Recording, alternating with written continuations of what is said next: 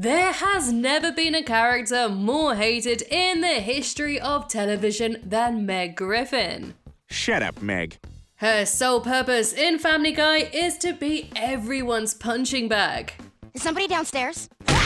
Oh, God, Meg, you startled me. I'm sorry. But is there more to Meg than just simply being the butt of the jokes? To answer this question, I'm gonna go through her entire life so far in the show, from her childhood to her tumultuous relationship with her family. Hi, I'm Lydia from Screen Portal, and this is the complete timeline of Meg Griffin. That's right, folks. It's going to be a Meg episode. Stick around for the fun. Meg's birth. Megatron Harvey Oswald Griffin, yes, that's her real name, didn't have the best start in life. Okay, that wasn't the chord, and now you've got a girl. She was born with a serious birth defect, with her heart on top of her head. That's not supposed to be there, so she should probably always wear a hat. And if that wasn't bad enough, she was also born with a tail. And your tail? My what? Nothing. Meg was an accident and an unwanted child, and I mean really unwanted. Her parents even tried to abandon her at the fire station shortly after being born. Peter cared so little for his daughter that he thought she was a house pet for the longest time. For the first 4 years of your life, I thought you were a house cat. Dad! So yes, Peter has always treated Meg as a subhuman, and as it turns out, he's not even her real father. As Brian revealed, her true dad is someone named Stan Thompson, but she was wearing her headphones at the time, so didn't hear this big revelation. This may explain why Peter treats his daughter so harshly, all because Lois may have had an affair, and therefore he sees Meg as a big reminder of it. Or maybe I'm just reading into this way too far and Peter just treats Meg like crap just because he's an awful dad. Hey, Meg, I lit your scalp on fire. Either way, we'll go into their rocky relationship later on in the video. Everybody spit on Meg. Stop! Stop! You got... Meg's life as a high schooler. When the show started off, Meg was just an ordinary teenage girl and was perhaps the most normal, mellow character in the show. But as the series progressed, she became the butt of the jokes. She was bullied not only at school, but also when she got home. Your mother made soup for you. Here you go, honey.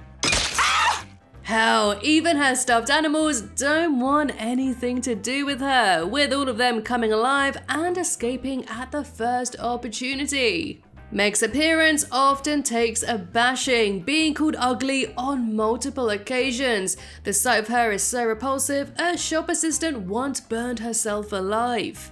As such, of course you'd expect, she is a bit of an outcast, so in season 4's Brian Sings and Swings, when she's mistaken for being gay and invited to a lesbian alliance group, she just goes along with it.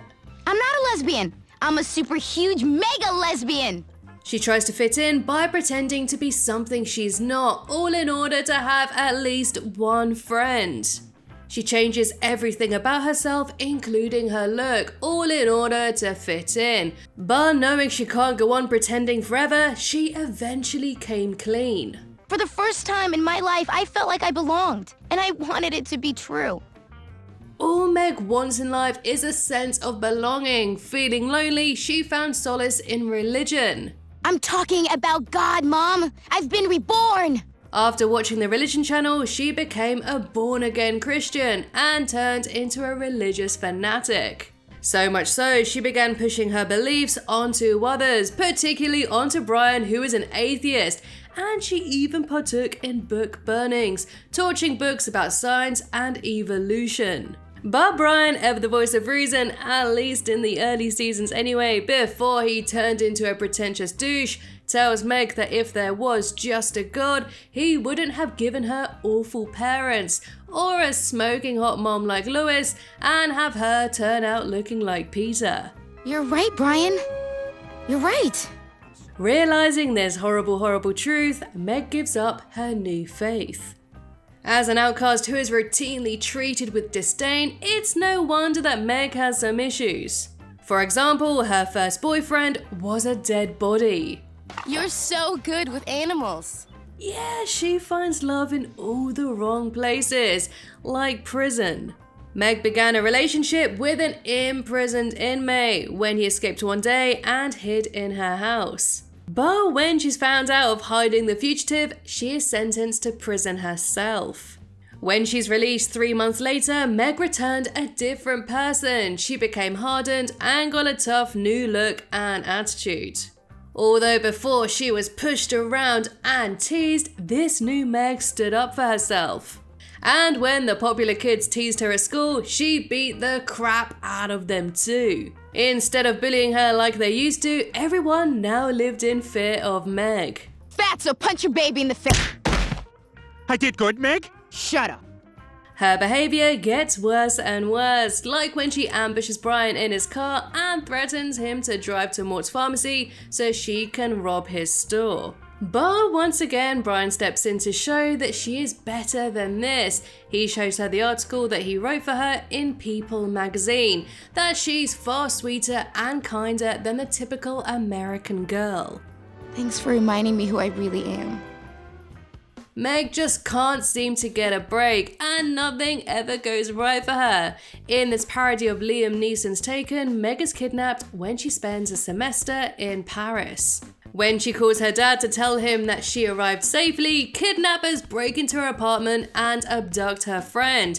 She tells her dad what's happening, but he doesn't exactly have the particular skill set that Liam Neeson has, and instantly gives up on her. Lois, Meg's dead.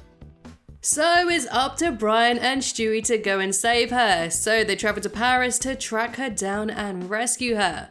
Meg is brought to be the wife of a handsome and kind Arabian prince who asks her to marry him, and if she declines, he will fly her back to her family. Will you be my wife, Princess Meg? But as soon as she agrees, Stewie kills him before wiping her memory. Hi, Meg. When you thought her life couldn't get any worse, a new bully starts at her school, and she gets on the wrong side of him by spilling some of her lunch food on him, and so he challenges her to a fight.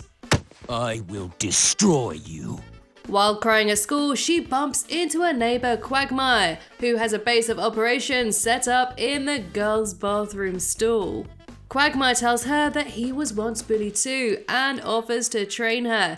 He teaches her that although her bully is much bigger and tougher, Meg can use her grossness to her advantage. He may be stronger than you, but you're grosser, and you're gonna use that.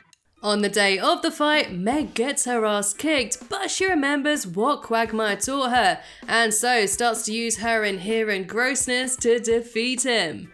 Like popping her pimples into his face and lifting up her shirt to reveal her gross body to literally melt him. Over time, Meg has grown a pretty dark side to her. In The Simpsons guy, she admitted to Lisa that she enjoys beating up small animals. Huh, I usually just beat up a cat.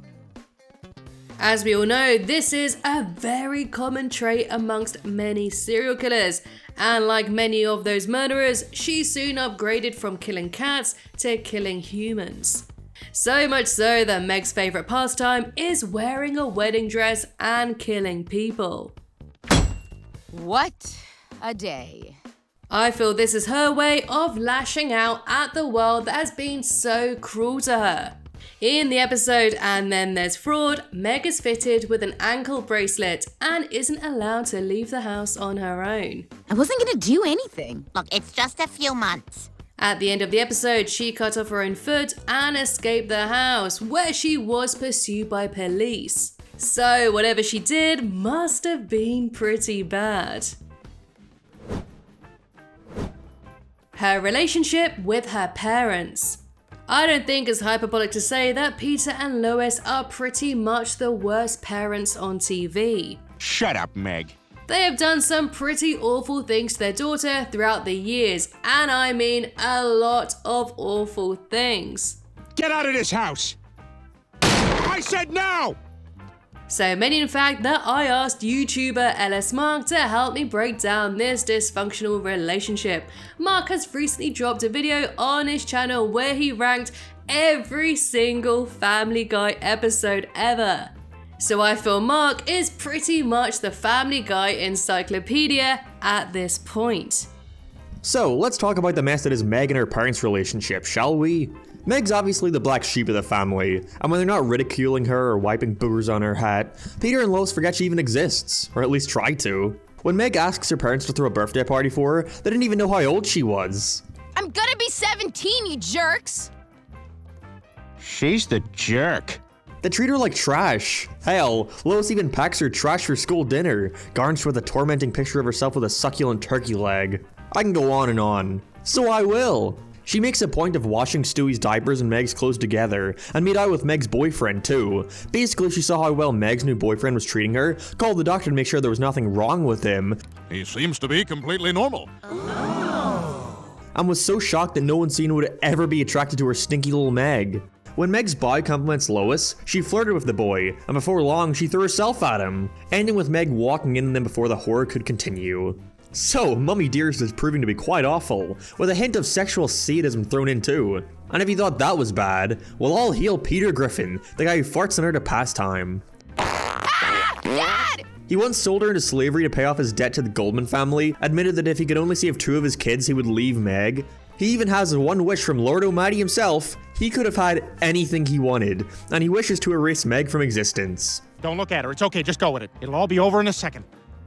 Sure, she came back the next episode, but still. After years of suffering their abuse, Meg finally snapped in the episode Seahorse Seashell Party. She lets her family have it. She berates Lois for being a terrible mother, calls Peter out in all his BS. You shove your daughter's face in your ass and you fart on it. Although Meg's wrath was well overdue, it was really cathartic to see her calling out her parents on their awful treatment of her. After utterly roasting them, the family turned on each other. It was then that Meg realized that she was a lightning rod, to absorb all the family's insults and angst. She was actually the glue to keep them together, resulting in this selfless act of apologizing, and stated that she was only projecting. It was all her fault and that they did nothing wrong, thus restoring the family's bruised egos. Now, in some shows like The Simpsons, you can actually draw out some good, strong parables, or moral guide, but not Family Guy. This episode basically states that you should stay with your abusers, because your misery makes others happy.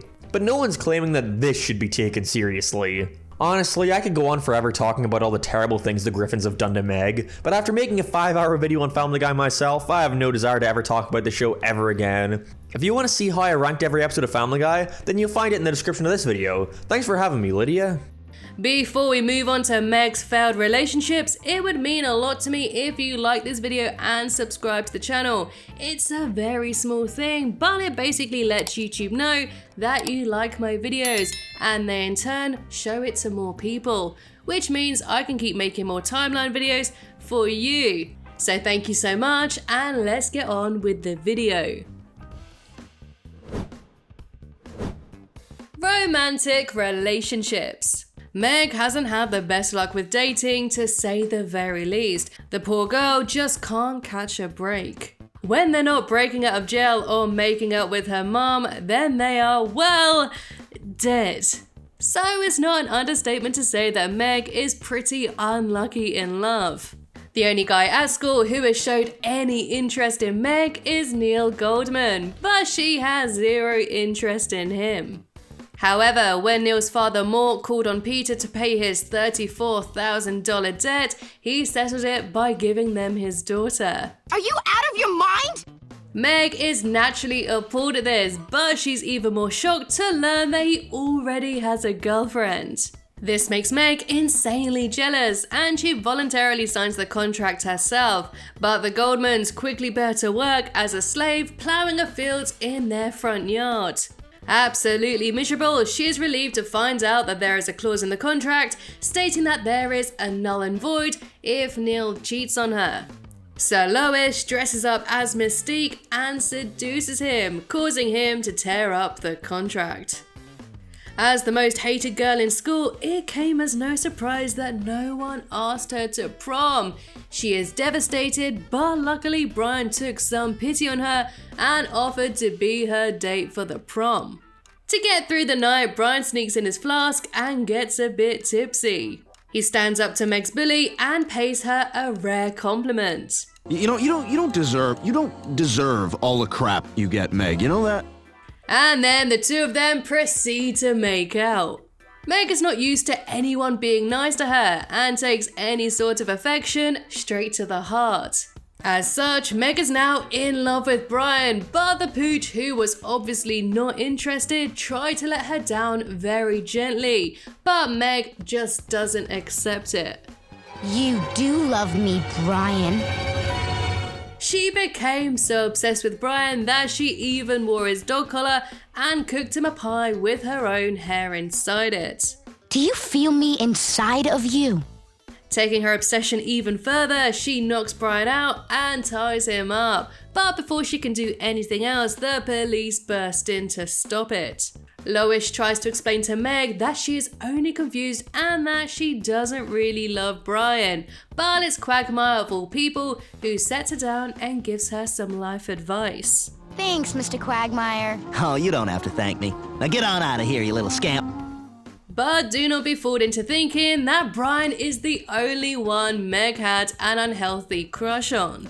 When Joe's wife Bonnie goes out of town, Meg goes in to check on her neighbor and starts helping him around the house. When Joe gives Meg a lift to school, she is surprised that he actually drops her off at the front instead of a block down the road like her family does. Because of this small act of kindness, Meg starts to become attracted to him. Yeah, that's my boyfriend. In typical Meg fashion, she takes things a bit too far and takes the role of Bonnie by wearing her clothes and acting over familiar with Joe. At first, Joe lets it slide because he feels sorry for her, but she really takes things too far when she starts breastfeeding Susie. This feels right, but it tastes like a dirty penny. When Meg discovers Bonnie will be returning, she steals Joe's gun and plants it into Bonnie's luggage, causing her to be arrested at the airport. Utterly infatuated with Joe, she throws herself in front of his car. We're exactly alike, you and I. Now we can be together. At the hospital, Joe then discloses to her that he only likes her as a friend. And even luckier to have you as a friend. Thanks. From one of Peter's friends to the very next, on Meg's 18th birthday, no one showed up for her party except for her horny neighbor, Glenn Quagmire. And now she's of legal age, Quagmire instantly starts to hit on her, despite being 60 years old himself. They start texting and he asks her out on a date, and despite Peter's objections, she agrees. Meg is very naive and very inexperienced, especially when compared to Quagmire. You're such a cutie patootie. If I'm a cutie patootie, then you're a peenie vagini. He whisks her away to his cabin where he planned to sleep with her, but her parents burst in at the very last moment to put a stop to it, actually being good parents for once. Meg's list of failed romances go on and on, from the guy who only pretended to be interested in her just to steal her kidney, to even Mario and Luigi. Hey Meg, Mario said you were into a weird stuff. Meg Griffin's future. With all my timeline videos, I like to look at any flash forwards to the future to see where our characters end up. In the season 4 episode Stu and Stewie's Excellent Adventure, we see what life is like for the Griffin family in the future. It's here where he can see where his family ended up. Chris is married to an overbearing, toxic lady, and Meg has had a gender reassignment surgery. My name is Ron. Ron got the name after talking to a kind person at the pool when she was younger. You know, I've always really liked that name. Ron. Family Guy's continuity is all over the place, so this future will probably change at some point. Either way, after all the crap Meg has suffered throughout the years, I sincerely hope she gets a happy ending. And so that completes the timeline of Meg Griffin. Do you think Meg gets treated way too harshly? Let me know in the comments below. And don't forget to subscribe and like, and I'll see you in the next one.